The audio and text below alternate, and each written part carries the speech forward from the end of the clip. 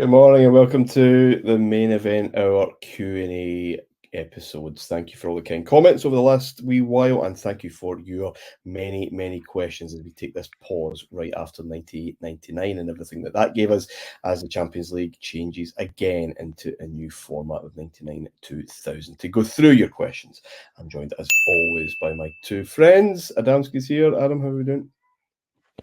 Good, thank you. Yeah, nice to get a wee pause and get some of the many comments and questions answered. Thank you all for sticking them in. And Mr. Edgar's here, David. Yeah, and we still have a long way to go. I mean, quarter of a Yeah. century. Still to complete. And when you think about the amount of stories and players, wonderful players that we've covered so far, we're just about to go into, as you mentioned, Martin, a whole new era, the 2000s, the new names. We saw the English domination really kind of starting up. It's going to be fun. Okay, we have lots to get through, and I don't think we're going to do it all in one go. So we'll split this into 2 episodes, I think. There are a few guys that are on a similar theme, and it's a bit meaty. So let's start with this then. John Smith, ultimately, has the Champions League been for the greater good, or would you be interested in a return to the old European Cup format? We'll start with that one. Adam is the youngster. Yeah, it's difficult one, I guess, as everyone who's been listening knows. I was 6 when the Champions League started, so that's all you really know there. But looking back at it, I think with the European Cup, it wasn't out of the ordinary to get an easy-ish run to the final. It just wouldn't happen now because of the strength of the competition. It's just the way sport is, really. I think beating Dukla Prague in a semi-final isn't as impressive as Man United beating Inter Milan, Juventus, Bayern Munich after getting out of a group which contains Bayern Munich and Barcelona.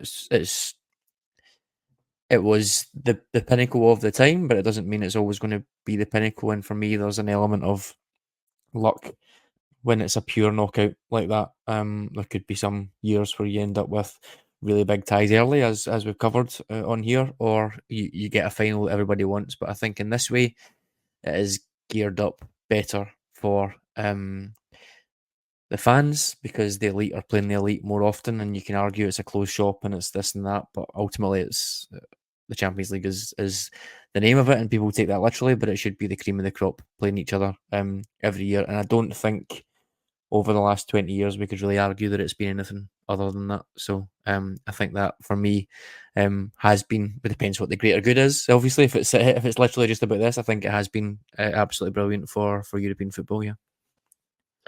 David, that's the key phrase in that question, isn't it? The greater good.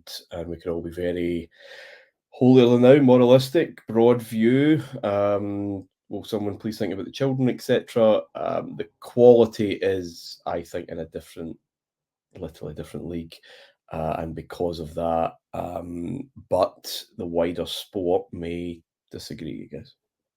Yeah, it depends what hat I've got on. If you're coming to me and asking this question as a Rangers fan, then it has not been good.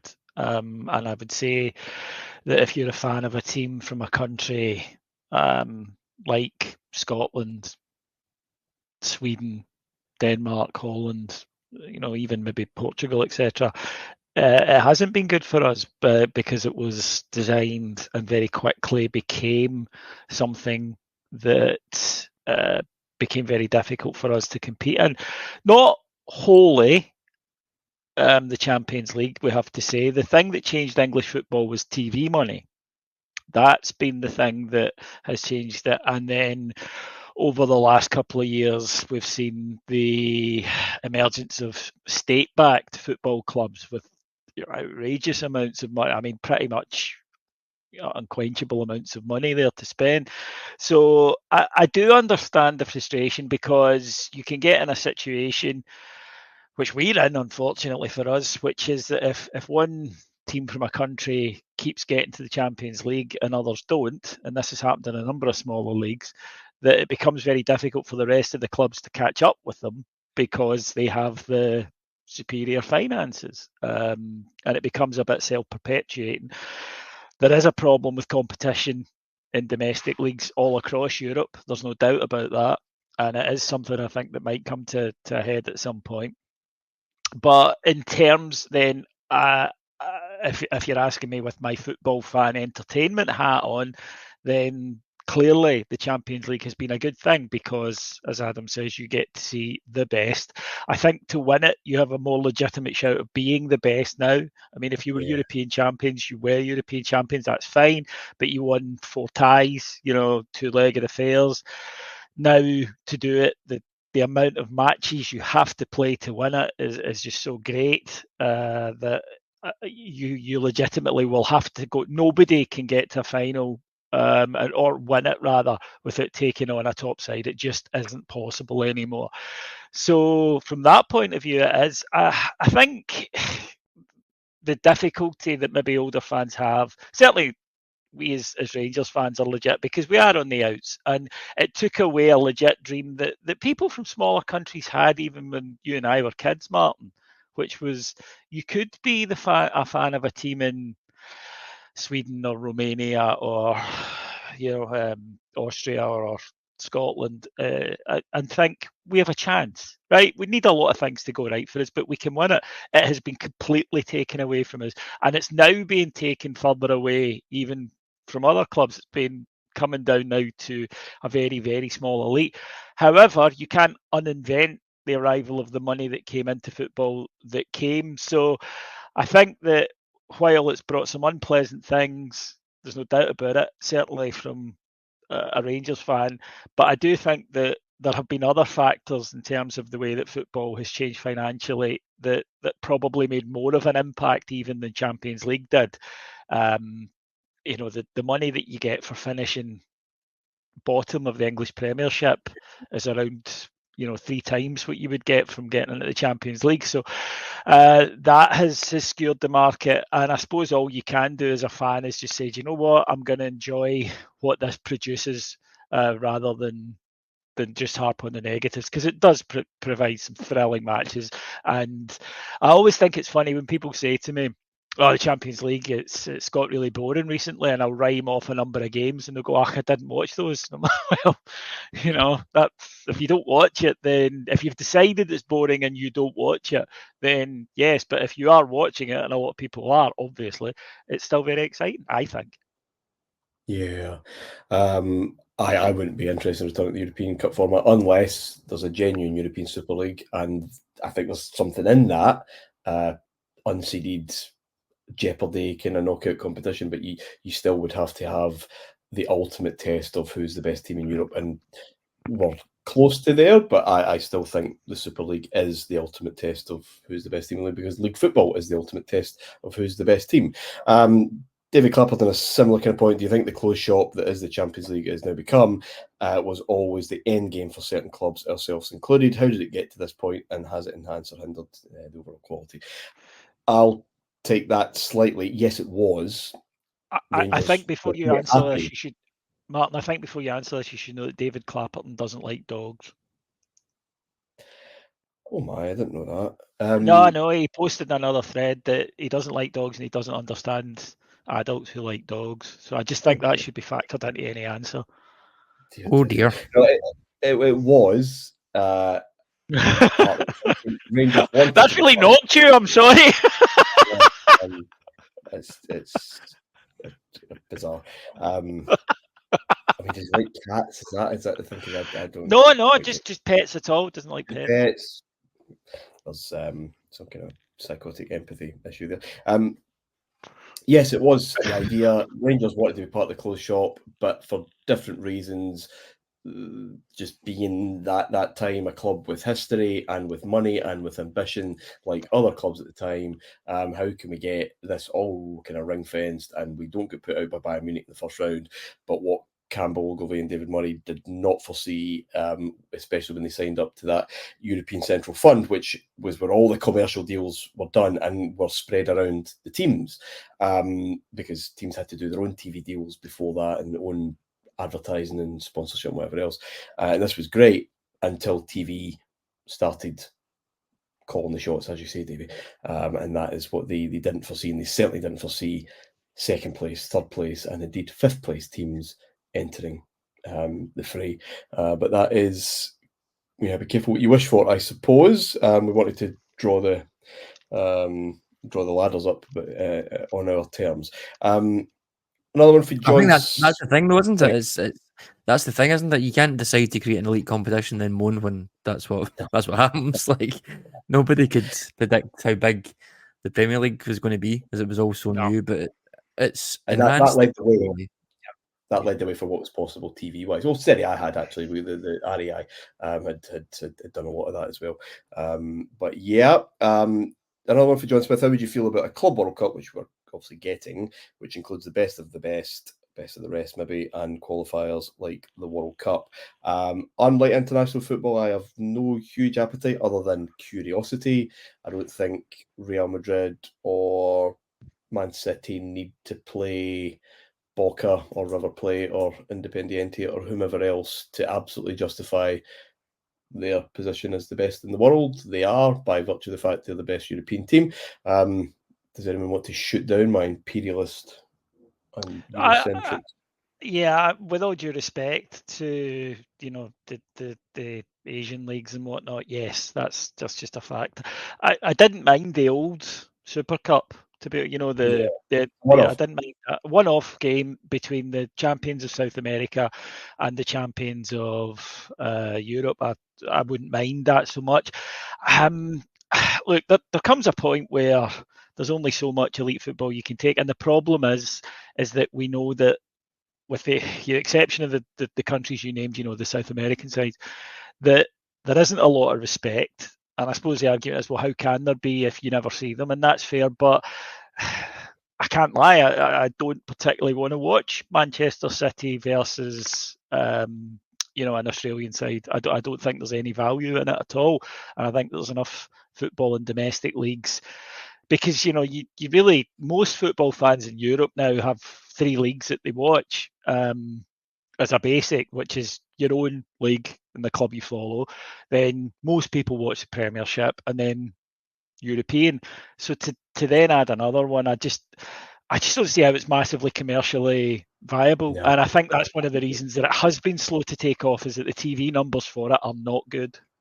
You might get some curiosity, but how do we know if we haven't seen it? Well, because of the player markets, no one is hoping that they shine for Barcelona in the opportunity of getting to South America. That's not how it works. It only goes one way, and that's all roads leading to Europe. Adam? Yeah, I like the idea of it, but I'm not sure it stands up to reality. I know it's being expanded, but I'm not sure it's to this level. There's a pretty pertinent example where we had Man City against Fluminense in December. Lots of chat about style of play, Fluminense being Brazil, and obviously relationism is a big thing over there compared to sort of positionalism that we've got in Europe. That theory of that is quite interesting, seeing that clash of cultures, clash of styles, and it was a big talking point. But then the game starts and Man City smash them because Man City have the best players, and one of their players costs more than the Fluminense team combined. So it's nice and romantic and idealistic, but in reality, Man City tore them apart because they've got better players. And I think that's often the case in knockout football. There's less time to judge teams tactically. You can have a team that just get into the zone in a league format and have this perfect storm of tactical setup, manager, everything going to plan. It feels like it's less the case in a cup situation. Knockout football, every game is so fraught, and more often than not, there's some big players doing something for you. So yeah, what would happen in reality is, because of that financial disparity, it's going to be difficult to make it very competitive. So you're probably just going to end up with another Man City versus Madrid Champions League final in another continent, but less prestigious. Therefore, not really sure of the value of it. I think you may have stumbled along the value of it, Adam, is that you get the Champions League final in another continent closer to the people who are watching on telly, and they get to pay for that again. Interesting, I suppose, where we've stopped recording in our history. Manchester United are going to go to Brazil to play in the World Club Cup. Controversially, of course, because they would miss out on the FA Cup, and that caused all sorts of uproar. And they weren't particularly good. Vasco da Gama, I remember giving them a torrid time. Anyway, we may talk about that later. Yeah, let's pick up the pace on quickfire answers. This is quite binary. David Herd, Zidane v Leverkusen or Bale versus Liverpool. Which one was the greatest Champions League final goal? Got a funny feeling I know Adam's answer was we'll go to David first. Bale for me. As good as Zidane's was, I just thought Bale's was just incredible feat of athleticism, of painstaking technique, and yeah, I just for me personally, they're both great goals. They're both not bad. Adam? I'm going to go Zidane. It's a tricky one. I'm trying to look at it. They're obviously both fantastic goals, but you try to look at it at a bit more of a deeper level. Overhead kicks are ridiculous, sensational, dramatic, brilliant. There can be, I think it needs to be a bit of a perfect storm, and you could say there's a little bit of luck there in terms of when you're falling back to get it, you're relying on the cross being right, all that sort of stuff. You're sort of dependent on someone else. You can't control all of that movement and position of the ball. When you start falling back the way, you can't move again if the balls went to another sort of area. The reason you have to take on an overhead kick is that the ball isn't right. Yeah, it's behind. But I guess it's that debate of am I doing this because the ball isn't right, or am I doing it because this is what I want to happen? And we'll see what comes. There's an element of luck, I think, in it, rightly or wrongly. With Zidane's, he sees that coming from Mount Florida train station, and the way he, for me, the way that he positions his body to time it to perfection. You could say he's got a lot of time to do it, but just the way he does it, I think, is art. The movement of the kick, everything about it was just perfect. That position that he gets into and the connection he gets on the ball. Bale's got a great connection on the ball as well. But yeah, I just think that in terms of an aesthetic for me of him watching it coming and pinging it in the top corner, I think is great. But they're both fantastic. Yeah. Right. The one for me, I just would want to give a shout. It wasn't a final goal, unfortunately, but Ronaldinho versus Chelsea at Stamford Bridge was genuinely one of the few times where I went, "How the fuck did he do that?" Like just staggered, jaw dropped. And I know it's not the most spectacular goal in the world, but I really don't think there was another guy on the planet who could have done it. It was just magnificent. Yeah, Bale acrobatics, Zidane ballet, I think is probably a better way to describe it. Cirque du Soleil against the Bolshoi, but it would be Zidane for me as well. Again, reasonably quick. Davey, Big William still, which team's Champions League run from the lesser fancied leagues impressed you the most? Rangers 92-93, Panathinaikos 95-96, or Kiev 98-99. Now, I mean, maybe take us out of that. Yeah, I mean, Rangers was fantastic. So obviously, it's very difficult. I will though, because we know that run very well. I would say because of when it happened and the difficulty in it and the league they were coming out of, I would need to say Kiev for me, because none of the factors were in their favour. And with Panathinaikos, as impressive as the run was, they weren't fun to watch. They weren't inspirational. They were incredibly solid. But I just felt that Kiev, I looked forward to seeing that Kiev team. I would totally agree, Adam. Yeah, taking us out of it, 100%. Like we said there, one of the things I guess that we've lost a little bit in modern football is that how global it is now. You wouldn't just get a team appearing like we've said here with Shevchenko and Rebrov. You're right. You're absolutely right. Who are these guys? And falling in love with them. We just don't really get that. Which is a shame because you've lost that a little bit now. But yeah, I think that obviously Lobanovsky as well, the tactical side of it, the whole Iron Curtain mystique type piece as well in there, I think was great, and they were brilliant. 2 years on the trot, really, going relatively deep in the tournament. So yeah, I think I would out of the two Panathinaikos or them, I think no question. Yeah, there's no question for me. Ross Hardy, should the homegrown rule be scrapped? Alternatively, thoughts on bringing back the 3 foreigners rule? Should we make it 7 or another number of your choosing? Would this help homegrown talent coming through? What's in that? I can quickly and easily answer one of those questions, Ross. We can't bring the 3 foreigners rule back. It is illegal now. It was illegal then. It was a disgrace, and it held us back a hell of a lot. I mean, Adam, this is a kind of perennial one, giving youth a chance. But if your youth shit, it's not about opportunity. It's just the quality of the product that you have. Protectionism and economics doesn't work. It doesn't work in football either. I am not fussed on this whatsoever, personally. I'm not either. But I take your point. For me, I think it should be scrapped. I've argued for years that if there is a rule which makes Scott Wright more valuable in a more difficult competition, then I don't think that really makes any sense to anyone signing. No disrespect, Scott Wright, Jordan Jones, just to meet European quotas is counterproductive. It's a higher quality transfer. Because it's you nailed it, Adam. It's quotas. Then you're not dealing in ability. Yeah. I don't like it because I think it actually has a negative effect on smaller countries which have enough difficulties as it is. But given that the best players from your country and youth players as well are going to be snapped up by richer leagues, you're forced then to sign guys who you maybe didn't want full stop to meet this. You're also then diluting the quality of the competition because it means that there are players who will have to play that you don't think are good enough to play in that particular tournament. And also, here's the other thing about any of these well-meaning rules about you need to have X amount of under 21s or they never get played. They just get sat on a bench. So what's the point?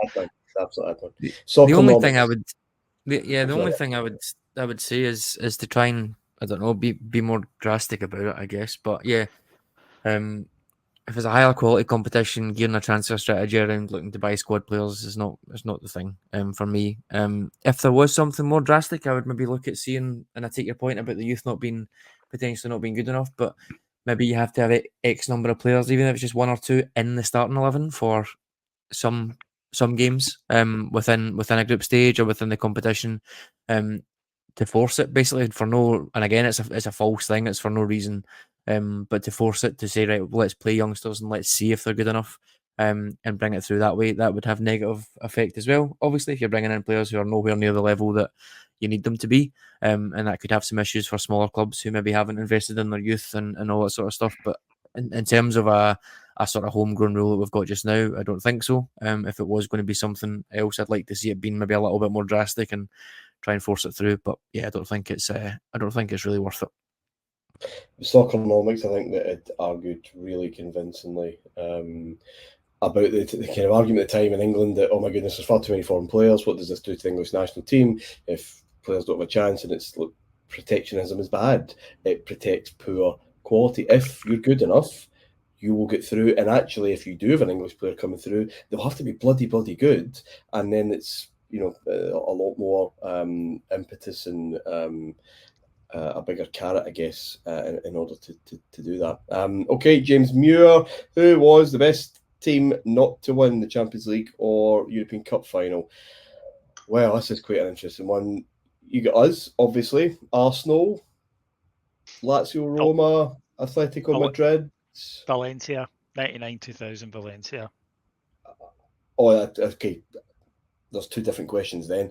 There's just never to have done it, and there's maybe a good 11 that missed out on it. Yeah. I would look at let's look at the overall one. You'd maybe throw Paris Saint-Germain into that as well, even though that's a more recent thing. Who's out of that selection? I can't remember, because Holland have all 3 of the big clubs have won it, haven't they? Yeah. Benfica have, of course, they've got the curse of Bella Gutmann and all that. Any others that I've forgotten about? No, I think us, Arsenal's the really massive, and only ever really got close once. 2006, kind of underperformed in that recently, up until last season, you would have had Man City in there. I would say as the biggest club sides to not have won it. I can't really think of anybody, even further back, even I suppose maybe the Russian clubs, when you think about the money that's flowed through there. Well, Kiev might be a good show. Yeah. And then I guess it depends, like you said, if if you take the question the other way, in terms of the best team of a season or the best team of a of a couple of seasons, Parma probably up there, I would say, in terms of the couple of seasons that they had late 90s. Lazio, I think, is the one that Lazio probably hits both, I would say, for me. That's that season 99-2000 dripping with quality. They won the league 99-2000. Sensini, Conceição, Salas, Mancini, Nesta, Simeone, Nedved, Stankovic. There's even Ravanelli, Veron, Lombardo, Mancini, Boxic. There's hundreds of them there that in that season that they come into it. I think you'd probably say, if it's about just a squad that was there at that time, I don't think there's many far off of that in terms of quality that never got there. Roma have never won it, have they? No, Liverpool beat them obviously in penalties in '84. Probably put as close as they got. Big club. Teams that were maybe back in their day, in Saint Etienne would have been one, Davy, I guess. Yeah, in the 70s, definitely. Leeds United in the 70s, you would have thought, if you're a contemporaneous football writer, you think they can't be far away. They will win it. It's like, Colin Montgomery will win Derby. Derby. Derby's maybe more of kind of flash in the pan a wee bit, but it's a great question. Adam's made a convincing point. Really looking forward to looking at that Lazio team when we regroup again. But the Valencia side, having, as I said, watched them in the flesh twice that season, but they just had a big old problem with Real Madrid. Okay, let's go on then. I mean, Miguel Sanchez had already asked again about, are we getting Super League by stealth here with the new Champions League set up? There's another question. Let me just try and find it quickly. Gaza, would the inevitable European Super League still happen if the Champions League had not been invented, in your opinion? Well, it's still not here. It was inevitable in 1988, I heard, and it's still not arrived.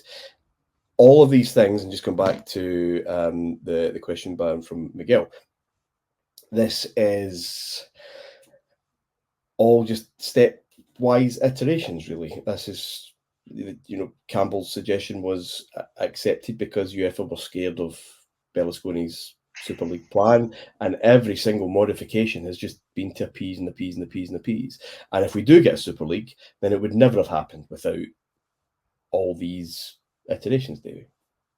Absolutely, yeah. I don't even know if it's by stealth so much, because the changes have come about because of the ESL. That really was what prompted this. It was exactly the same. Yeah, so it's always been coming, and this has been a way of sort of avoiding a breakaway. So there's politics involved in it, but I'm kind of like you, Martin. Maybe not. I just think at the speed of change, if you look at the last 30 years, that I think you will get. I think it's inevitable there will be a European Super League, the way that money is involved in football, and also because each step takes you closer to it. You're absolutely, the listeners are spot on there. Every time you have this, you get closer to it. You also, if you like, remove, to make it from being unthinkable, an absolute dream, to being, well, actually, it would work. And yeah, so for me, I think that every time that there is a change like this, it pushes you a little bit closer towards it. And let's face it, in the next couple of years, you're realistically, from the top 5 leagues, going to have 24 sides going straight into this competition. That's a European Super League. Said, I think, the start of this show, and certainly talked about a wee bit in Dominant as well, people get very romantic about it. I'm just looking at another question here from Graham McGregor saying, when you get someone that's fifth in a league getting into the Champions League, what would you guys change the name to? Because it shouldn't be the Champions.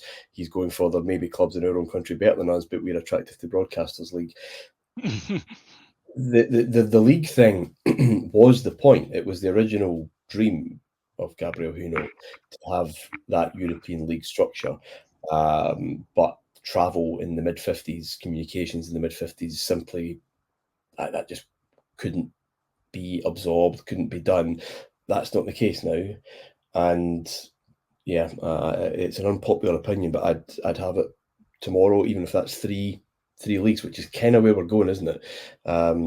And we just fuck off from domestic drudgery, apart from going back to playing the domestic cup or something like that, because it's not doing much for me and it's not doing much for us, I don't think. If Rangers, with Rangers hat on, if you are a big club with a global reach with expats and everything else, you can't realise that potential, and we haven't since 1992 because you're constrained by what's about you, and jettisoning that would be glorious. But if you wanted to change the title, Adam, from the Champions League, just make it Super League and just good league and decent league. There's your three. Yeah, the main event would be one. Yeah, if we can yeah. foreshadow. Yeah, I'm the same as you. I want to see that. But I don't. Not that you don't care much about history and tradition, but I think you always need to be moving forwards and you can preserve your history. But I would like to see that open up for clubs like ourselves. I know there's been so much chat before about Atlantic leagues, etc. I would be, I'd be in favour of something like that. Although it feels like if we get another Dutch team in a European qualifier, it feels like at this stage we're pretty much playing the Atlantic leagues. We've had quite a few Belgian teams as well, haven't we? So, yeah, Portugal as well. So it's almost like a de facto Atlantic League playing out in the qualifying rounds for the Champions League. But yeah, I'd definitely be in favour of something like that. We've obviously spoken before, off air, on air. I'm not sure about how interesting it would be to have the domestic cups constrained into 3 weeks or so. League Cup at the League Cup at the start of the season. Even I know they've got the group stages there. Just now, obviously, it's maybe complicated with Europe, but having something like that and just batter it out before the league starts, and then the Scottish Cup, I think, as a knockout tournament in the month of May, would be pretty cool. I think. COVID gave us the way forward. Scrap League Cup, lot of shite. Yeah, play your normal season until February, whatever, those early rounds of domestic cups. Europe, get the quarterfinals of Europe, quarterfinals of the domestic cups. Stop. It is league business. Absolutely bang on till the end of April.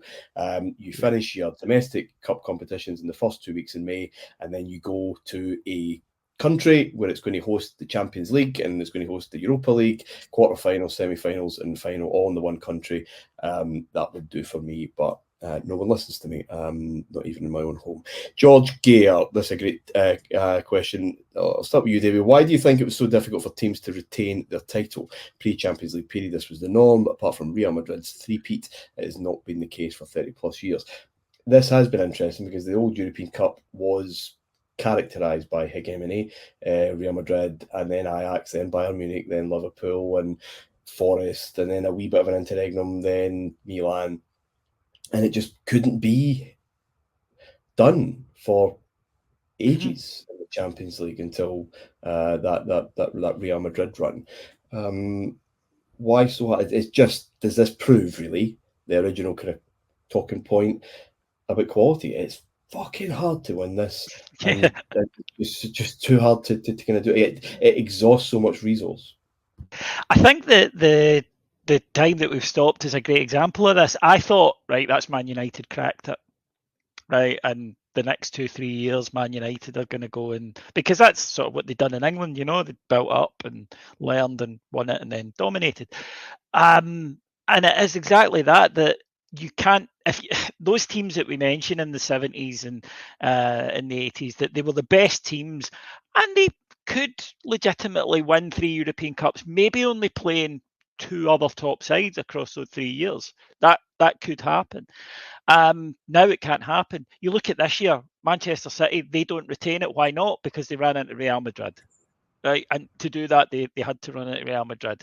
Then they would have had to get past Bayern Munich. It's so difficult, and it makes Real Madrid's three-peat, as the listener mentioned there, absolutely incredible, and something that we will look back on and go, oh my goodness, that was something special that I think only that club could do. But I just think it takes so much out of you emotionally, first of all. Physically, I think that a lot of sides have had mixed years the following year after winning the Champions League, that it can have that effect on you. You still get sides, by the way, that are always up there competing. Liverpool, 3 finals in 5 years, and obviously, most teams tend to get to the quarters. But that's the good thing about having the, if you like, the cup tacked on at the end. One bad night across 4 ties, and you could be done. And you can be a wonderful side, but you can have a bad night and you're maybe done in the tie, and that's you gone. I just think, you need to win, 17 matches to win the Champions League. Or maybe not win them all, but you know what I mean. You've got to negotiate 17 matches to win it. And I just think you're going to run into great sides. So to win it 1 year is a hell of an achievement. To then go and do it again, you can't get the luck of the draw the way you could in previous years, because there was one team from Italy, one team from Spain, one team from England, and if they got each other, which happened a fair old bit. Remember, Liverpool got Forest actually that 1 year in the first round. So I just think it's such a monumental Herculean thing to do, because it is the measuring stick. It is where the best players in the world are playing football. You're going to run into the best coaches in the world. You're going to run into good sides, and you may be because it takes all year, you might be slightly off form. In that 2-week period, you might have a couple of injuries. You need a lot to go right for you.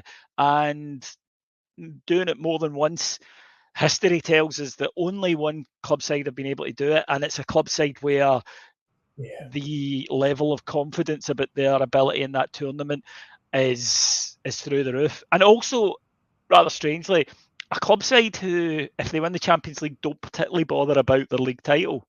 Real Madrid, they like to win the league title, but for them, they're almost past it. And I think if people look at Real Madrid's title wins this century, they might be a little surprised by it. Well, that's what I was just going to go into, because Adam, you and I have spoken about this before, more in the context of Scotland. It's becoming clearer and clearer and clearer as football's modernised. You can be set up as a Scottish club to overachieve in Europe and get all the way to the final, and if the wind's blowing in the right direction, have the best night you'll ever see. Or you can be set up to win a lot of titles but get your arse scalped every single season. You cannot have both. It is not on offer.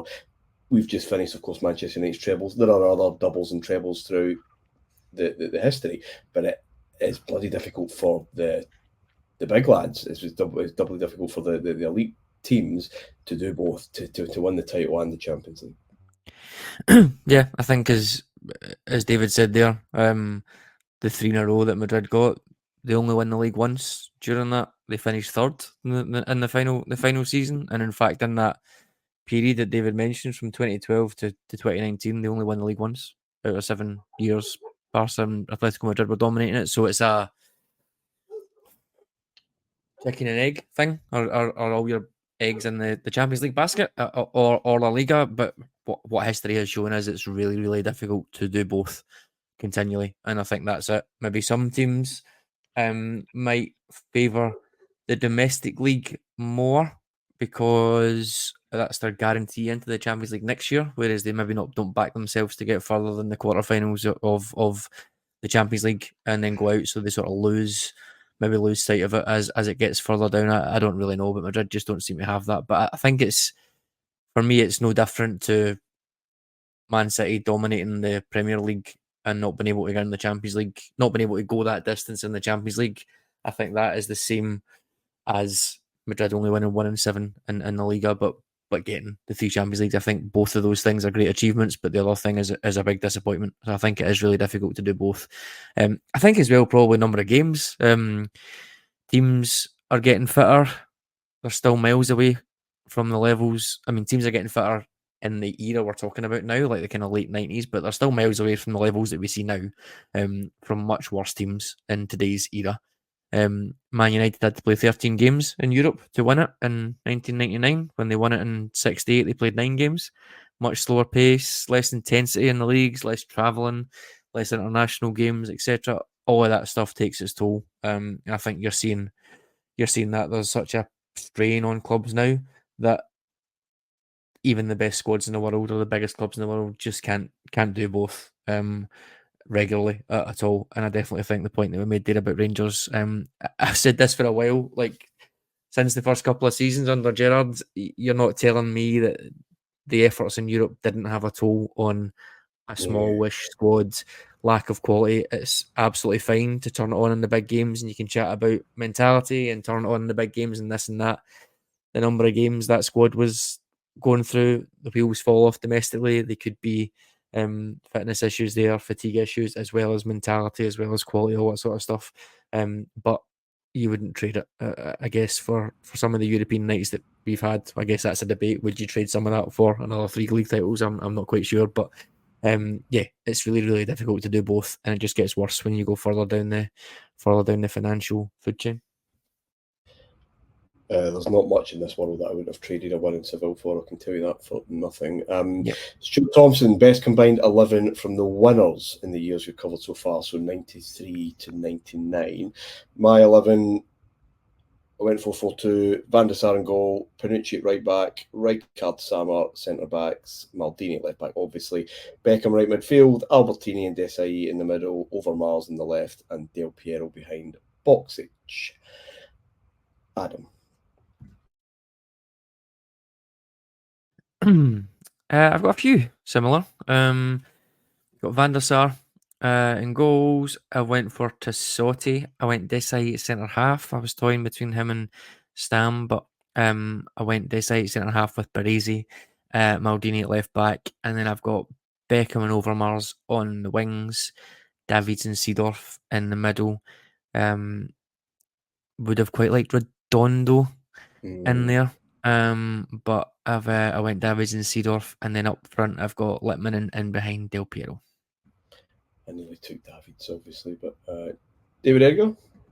Quite similar. I've got Littman in behind Boxic in my strike, and I've got Redondo in the centre of the park because I love Redondo. And people can come to me with arguments about other players, and they're probably right, but I just loved Redondo. Everything about him. His name was cool. He looked amazing, and the football he played was just on another level. I did think about Koeman. Because he was a big part of those early years, but he couldn't run. And I just think that, yeah, so Samar I would have in there. And I think just out of badness, I'll put Marco Liano at right back. Yeah. You fucking bastard. I just love Adam's weird range of Marco Liano. It's seething, listeners. It's a seething hatred. Davey, I'll start with you here. I'll maybe even finish with you. 2 questions together. One from Greg. Was the Champions League better back in the day, or are we just getting old and moany? I rarely watch it these days, save for the latter stages. And Ross Whitehead, was everything actually better in the 1990s, or am I just getting old and nostalgic? I seem to remember that from about 2001, I generally lost interest in the Champions League unless Rangers were in it. Did it really get boring? Or did it get really boring and repetitive really quickly? I mean, yes, everything was better in the 90s. I suppose what it's going to morph into a wee bit like international tournaments, Davey, is the group stages are there to generate cash and for teams to find their legs and just get going and just get through that. But what the latter Champions League does, as you've already outlined tonight, is from the quarterfinals on, it is box office in a way that European football never has been. Correct. The group stages were better in the 90s because it was a much more even split. There wasn't the huge distance between leagues that there is now. But the football that gets played at the very, very top level now is as good as anything you've ever seen.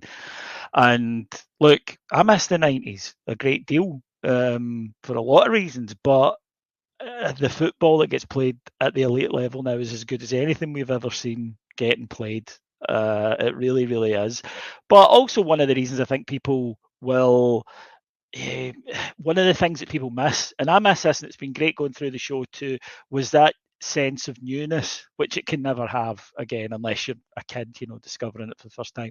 But when we were the first, maybe 10 years of it, it was like, wow. But that was a load of reasons then. There wasn't a lot of football on TV, and this was on terrestrial TV, this was on ITV, and we were seeing these guys that we'd only really read about in the decade before. So once that newness went, once it kind of slipped into normality, it's going to lose a wee bit of something. It's kind of like, when you love a band, the first couple of albums, and then familiarity comes in because they're there and you get used to having it around. And I think that was the case with the Champions League. But just in cold, black and white group stage, as Martin said. Now, I think there was a thing the other year where to get the last 16, I think it was someone from the Times said we played 64 matches to get rid of Tottenham. That was it. That was the only one of the top 16, the team. They got rid of Tottenham, and that was the whole. But that wasn't the point of it. There was some really big doings handed out as well in it.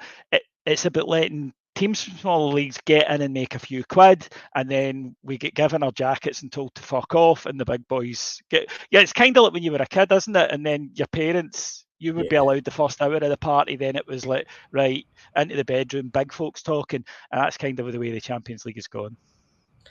Adam, I hope you know the answer to this. Ian McComb, do you think the way the Dutch split the European money is a better way forward to create more competitive competition? Is this the best way forward for all leagues, or is that just Dutch daftness from smoking too much? I don't know anything about how they do it. I'm going to presume that they share prize money in some kind of forward-thinking, ecumenical way, instead of if you win it, you keep it, and to hell with everyone else. Is that right? Kind of. It's funny that going Dutch is the term, and we're actually talking about this. But yeah, I don't know when it was. Pre-COVID,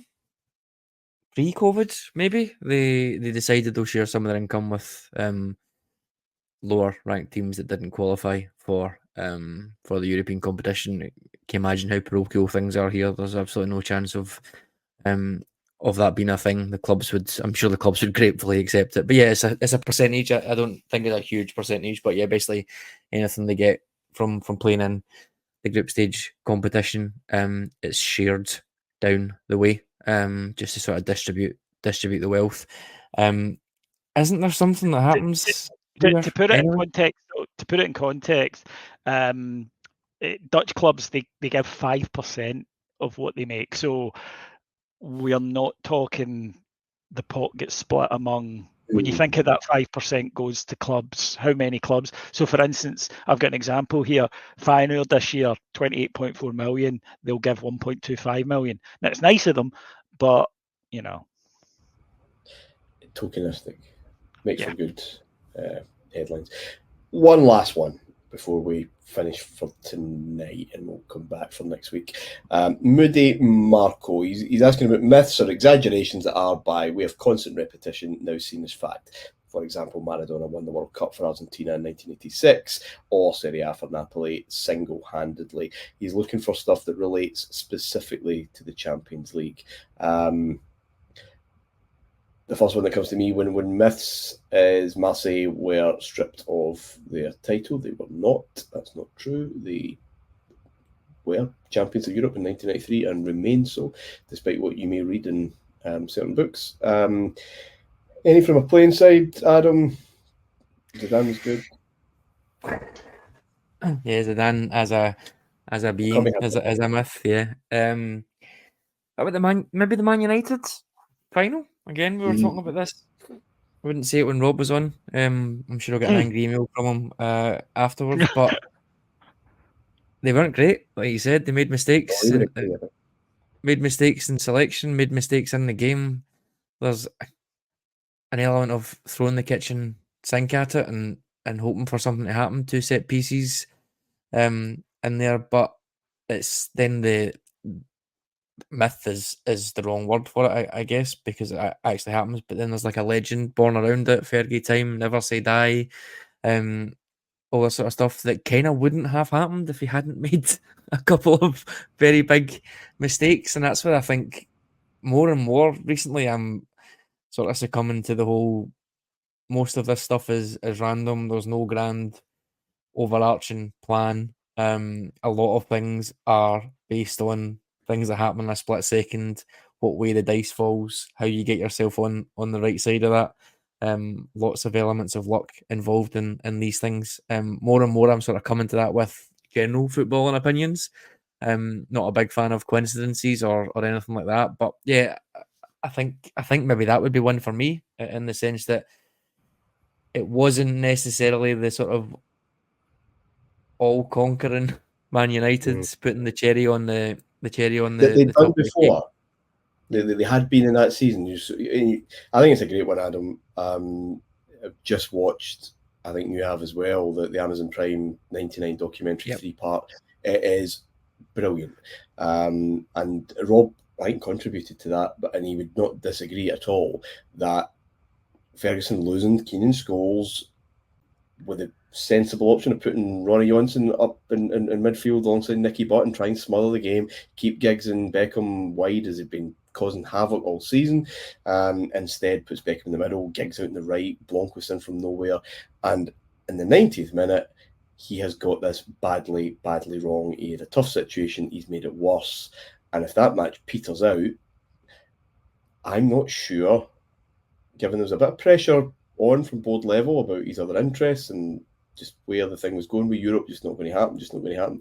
I'm not convinced he makes it happen after that, and it'd be a very interesting what if to Alex Ferguson's career. It does happen though, and the next day he's a knight of the realm. Funny old game. David, just before we wrap up, any Champions League myths that you would want to share that we just consider fact but probably shouldn't? Yeah, a couple. The one relates to that year, and it's Roy Keane in Turin, where common perception is, Roy Keane got them back into it by running a bit like Steven Gerrard in 2005. No, he didn't. He got them back into it with a really disciplined performance of passing and control of a football match. It wasn't that, it was actually better than this man possessed. So there's that. And the other one for me is AC Milan of 1994, where this fantastic free-flowing attacking side, because of the final, because everyone remembers the final and remembers them just wiping their backsides with that Barcelona side. But that Milan team was the most functional team that season I think you can possibly ever imagine. What was it, 34 domestic goals to win the title? So, but it's like in a movie, isn't it? If a movie ends, you remember the ending and maybe not so much the build-up. So people have got this idea that Milan team was this great attacking team. That was a side that it could have been, but that year it really wasn't. Yeah. It's also the same with the Barcelona team, the dream team this, the dream team that, and a year later they get absolutely scudded and they're an embarrassment. But you just sort of history does, you just pick and choose what you want to remember. Yeah. The Keane one's interesting. I think it's maybe because both goals were glancing headers, Davey, just maybe adds to that similarities with Gerrard that gets everything back on. The other myth that I've heard repeated quite a lot, and this is definitely a Gascoigne thing, is that Keane was booked out the final and still went on to change the game, score a goal. He scored first. He was booked later on. Right. But that's just one of those things. Anyway, we'll wrap up there. We have plenty more to do next week. Thank you, David. Pleasure. Thanks, guys. Thanks, Adam. Thank you. Until next time, bye for now.